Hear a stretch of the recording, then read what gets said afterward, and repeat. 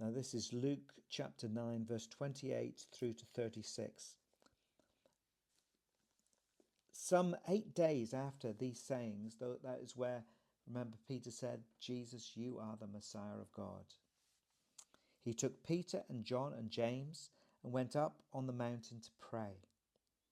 And while he was praying, the appearance of his face became different, and his clothing became white and gleaming.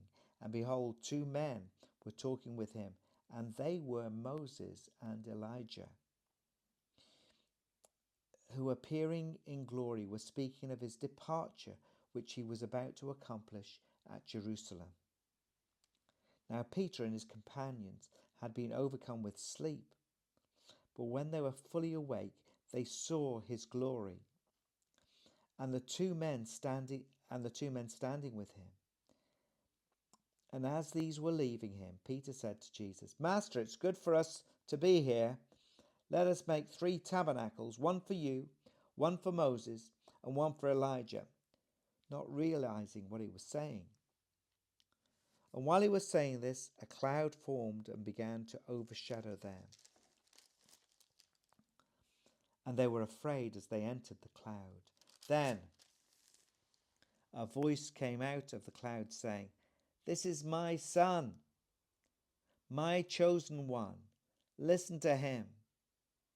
And when the voice had spoken, Jesus was found alone. And they kept silent and reported to no one in those days of any of the things that they had seen. This is the story of the Transfiguration. And it's funny, isn't it? Jesus is transformed before them. His face it becomes different and his clothes glow. And Peter and James and John fall asleep. Note to self, don't fall asleep during the prayer meeting. You don't know what's going to happen. And then these 2 men, Elijah and Moses, appear. It's interesting. This is the 3rd mention of Elijah in chapter 9 of Luke. And there's Moses.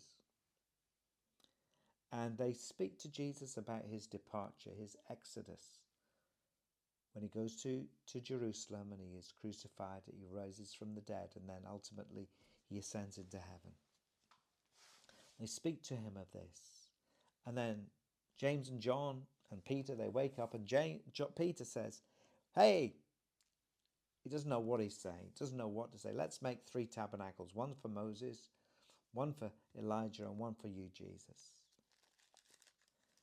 But here is one, Jesus, who far surpasses Moses and far surpasses Elijah. Why would you make 3 tabernacles of equal standing when you have the Son of God there himself, Yahweh himself in human form?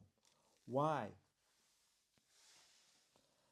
And a voice comes from heaven and he says, This is my Son, my chosen one. Listen to him. You've got Moses, who gave the Pentateuch, the 5 books of Moses, the law.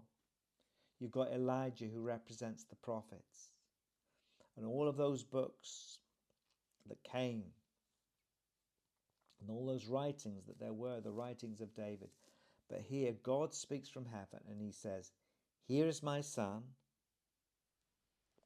This is my Son, my chosen one. Listen to him.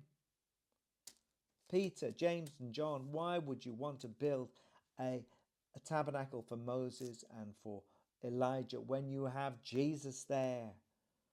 They are the ones, Moses and Elijah are bowing, would have been the ones who would have been bowing to Jesus.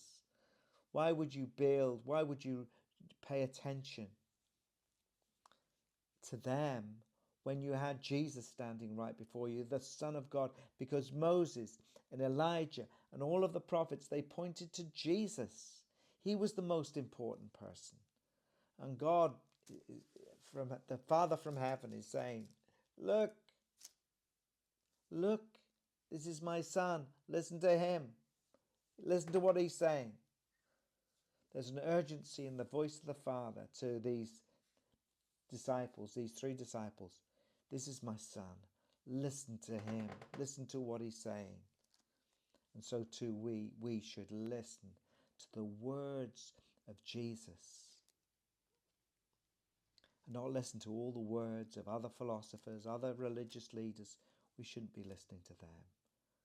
Let's listen to Jesus, the Son of God, who God has given to the world as the Saviour of the world. Let's listen to him.